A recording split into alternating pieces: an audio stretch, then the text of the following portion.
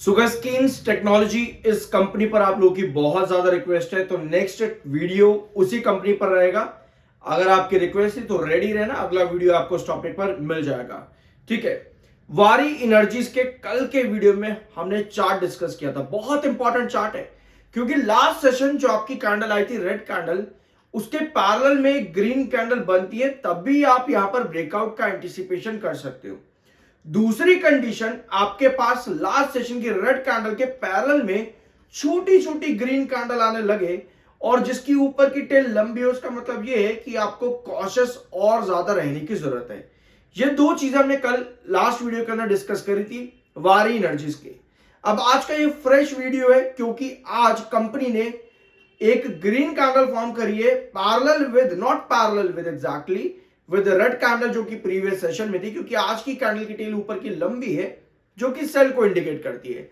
अब इस पॉइंट को समझते हैं विद एन एग्जांपल, जो कि आप ही रिटेल इन्वेस्टर्स का एक बेसिकली कमेंट है।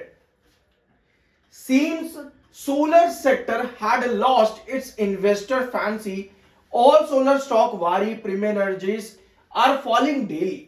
इनका कहना है कि लगता है सोलर सेक्टर की कंपनीज ने इन्वेस्टर्स का भरोसा, या फिर आप कहो कि जो तेजी इन स्टॉक्स पर आती थी ना, वो खो दी है। अब हर दिन ये स्टॉक नीचे गिर रहे हैं। किसी भी स्टॉक के गिरने या बढ़ने के पीछे कोई ना कोई रीजन होता है, चाहे तो वो एक्सटर्नल इफेक्ट होगा या फिर कंपनी का इंटरनल इफेक्ट होगा, कोई ना कोई रीजन होगा ही होगा इसके पीछे। ऑल्दो अगर आप पिछले कुछ सेशन से वीडियो देख रहे हो चैनल पर रेगुलर, तो आपको पता है सीईआरसी के नए नॉर्म्स, रूल्स, रेगुलेशन जैसे कि tariff rule on storage of energy, ये रूल्स एंड रेगुलेशन प्रपोज किए गए, इसके अमेंडमेंट्स रखे गए, जिनका कहा जा रहा है कि अप्रैल 2026 की स्टार्टिंग से इन नए न्यू नॉर्म्स और रूल्स को इफेक्ट में लाया जाएगा, जो कि टाइटर डेविएशन रूल्स है। बेसिकली इन रूल से सोलर एनर्जी और विंड पावर जैसी कंपनीज पर नेगेटिव इफेक्ट पड़ेगा। यह अपडेट आज से 2 हफ्ते पहले देखने को मिली थी, यानी कि जो अभी कल का वीकेंड आपका गया है उसके एक वीकेंड पहले यह अपडेट आपको देखने को मिली थी। और आइनॉक्स विंड लगातार जब से अपडेट आई है, मैंने आप लोगों के साथ ऑलमोस्ट पावर सेक्टर के हर कंपनी में डिस्कस करी ताकि एक एक पॉइंट आपको मालूम हो। तो जब भी आपके पास इस तरह की चीजें आए जहां पर आपको कोई ये कहता देखने को मिले कि लगता है इन कंपनीज पे अब खत्म हो चुका है सब कुछ और ये हर दिन गिर रहे हैं, तो आप ये मत देखो कि ये हर दिन गिर रहे हैं, आप ये देखो आप हर दिन क्यों गिर रहे हैं। क्योंकि जब तक हमारे पास किसी सवाल का जवाब नहीं होगा, तो ये सिर्फ और सिर्फ एक सवाल है, ये जवाब नहीं है कि भैया क्यों गिर रहे हैं ये बताओ। ये पता होना बहुत ज्यादा जरूरी है, वरना गिर रहा है तो भैया फिर तो आपको पता ही है, लोग यही कहते हैं भैया और गिरता रहेगा, अब गिरता ही चला जाएगा। बढ़ जाएगा तो आपको पता लोग क्या कहेंगे, भैया बढ़ता चला जाएगा और बढ़ेगा। लेकिन इसके बीच में एक छोटी सी थिन लाइन होती है जो कि हमें मालूम होनी बहुत ज्यादा जरूरी है।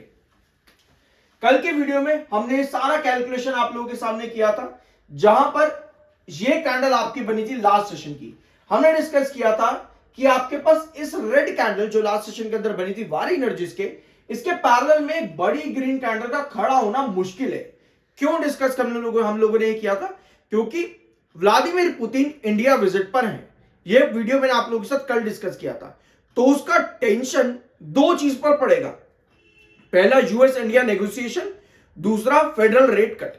Majorly US India negotiation, federal rate cut की बात करें तो उसका impact all over the globe पड़ता है। यूएस इंडिया रिलेशन की बात करें तो व्लादिमीर पुतिन के इंडिया पे आने से वहां टेंशन खड़ी हो जाती है, जिसकी वजह से मार्केट गिरेगा। ठीक है, और ये चीज आज के दिन आपकी हुई भी है। इसी वजह से कल हमने डिस्कस किया था कि लास्ट सेशन की रेड कैंडल के पैरेलल पर एक ग्रीन कैंडल इसी तरह के खड़ा होना बहुत मुश्किल है। तो ऐसे में आपके पास कमिंग सेशंस के अंदर कुछ इस तरह की पोजीशन बन सकती है, जहां पर लगातार जो आपकी प्रीवियस क्लोजिंग थी 2871 के आसपास, वहां स्टॉक थोड़ी बहुत स्टेबिलिटी दिखाने की कोशिश करे। दिन मिड डे के अंदर थोड़ा अप ट्रेंड दिखाए, फिर वापस वहीं आकर के क्लोजिंग दे दे, या फिर ऊपर की टेल लंबी हो जाती है किसी भी सेशन में, तो वो आपको डाउन ट्रेंड इंडिकेट कर देगी कि 287 के नीचे और ज्यादा आपको गिरावट देखने को मिलेगी। ये सारे कैलकुलेशन हमने कल की वीडियो में करी थी, जो कि बहुत ज्यादा इंपॉर्टेंट है। अब आज के सेशन की कैंडल यही है, एग्जैक्ट यही कैंडल है, ऑल्दो ग्रीन कैंडल है, बट सिमिलर है, ऊपर की टेल लंबी है जो कि सेल को इंडिकेट करती है। इसका मतलब ये है कि नेक्स्ट सेशन, कल का सेशन वारी एनर्जीज के लिए बहुत ज्यादा इंपॉर्टेंट है। क्या 2871 ये टिका रहेगा, ये बहुत इंपॉर्टेंट है। तो कल का सेशन वारी एनर्जीज के लिए बहुत जरूरी रहेगा। आज की जो छोटी सी रिकवरी थी ये आपके आरएसआई पर थी। 23.9 का आपका आरएसआई जो कि बुलिश है, 37.7 का आपका एमएफआई जो कि न्यूट्रल है। सो आज की रिकवरी इस आरएसआई पर थी। ऑल्दो इसका सस्टेन होना मुश्किल इसलिए था क्योंकि एमएससीडी सिग्नल भी आपका नेगेटिव में है। जब भी एमएससीडी नेगेटिव में हो उसका मतलब यह है कि बेयरिश मोमेंटम आपका कंटिन्यू हो सकता है। लेकिन अब हमारी एंट्री बहुत हायर लेवल पर है, हम क्या करें? मैंने आप लोगों के साथ एवरेजेस पर एक वीडियो अपलोड किया था पिछले हफ्ते इरेडा का, प्लीज जरूर जाकर के देखना। बहुत सारी कैलकुलेशन मैंने आप लोगों के साथ वहां रखी है कि किस तरह से अगर आपने गलती कर दी है तो आप उस गलती को नीचे कैसे सुधार सकते हो। एवरेजिंग एक मौका होता है, बेसिकली ये गलती सुधारने का मौका होता है, और एवरेज हर डिप पर नहीं किया जाता, ये सिर्फ एक बार किया जाता है एक अच्छी स्ट्रैटेजी के साथ में। अब मैं आपको एक लॉन्ग टर्म पैटर्न बताता हूं, ठीक है? यहां पर आओ स्क्रीन पर। ऑल्दो ये पॉइंट मैंने आप लोगों के साथ कल भी डिस्कस किया था। जिन लोगों ने कल का वीडियो देखा है उनके लिए थोड़ी सी टेंशन की बात यह है कि ये पॉइंट कल भी डिस्कस किया है, बट समझना सीखना बहुत मुश्किल है, तो गौर से सुन लेना ताकि आपका एक तरह से रिवीजन हो जाए यहां पर, ठीक है? क्योंकि ये पॉइंट आपका सिर्फ वारी में काम नहीं करेगा बल्कि मार्केट में जिंदगी भर आपका साथ देगा। जब भी हम लॉन्ग टर्म की बात करते हैं तो लॉन्ग टर्म का ग्रोथ आना भी जरूरी है। अब हमारे पास ग्रोथ के लिए चाहिए हमें दिसंबर क्वार्टर। एक बार इसके होल्डिंग पैटर्न पर आओ, यहां पर देखो आपके पास एफआईआई की बाइंग बहुत तगड़े तरीके से बढ़ी है। ऑल्दो डीआईआई के पास होल्डिंग न्यूट्रल है।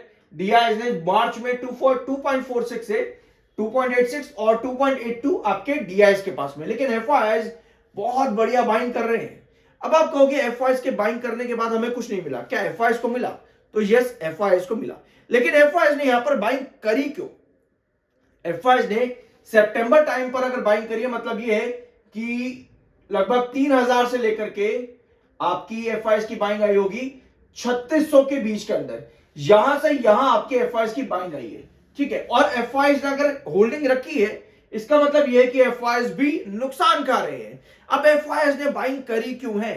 एफआईआई यहां पर लार्ज एंटिटीज की बाइंग बहुत कैलकुलेटिव होती है, रादर देन एक रिटेलर की जो बाइंग होती है वो कंपनी का नाम सुनकर के होती है या फिर तेजी देख करके होती है कि भैया इतना बढ़ गया तो आगे और बढ़ेगा। मेजॉरिटी ऑफ रिटेलर यही करता है, लेकिन एक एफआईआई या लार्ज एंटिटी आपका अच्छी तरीके से स्ट्रैटेजी के साथ एंटर करते हैं। अब आपको यहां पर दिख रहा है कि कंपनी का ग्रोथ बहुत बढ़िया था सितंबर 2025 में।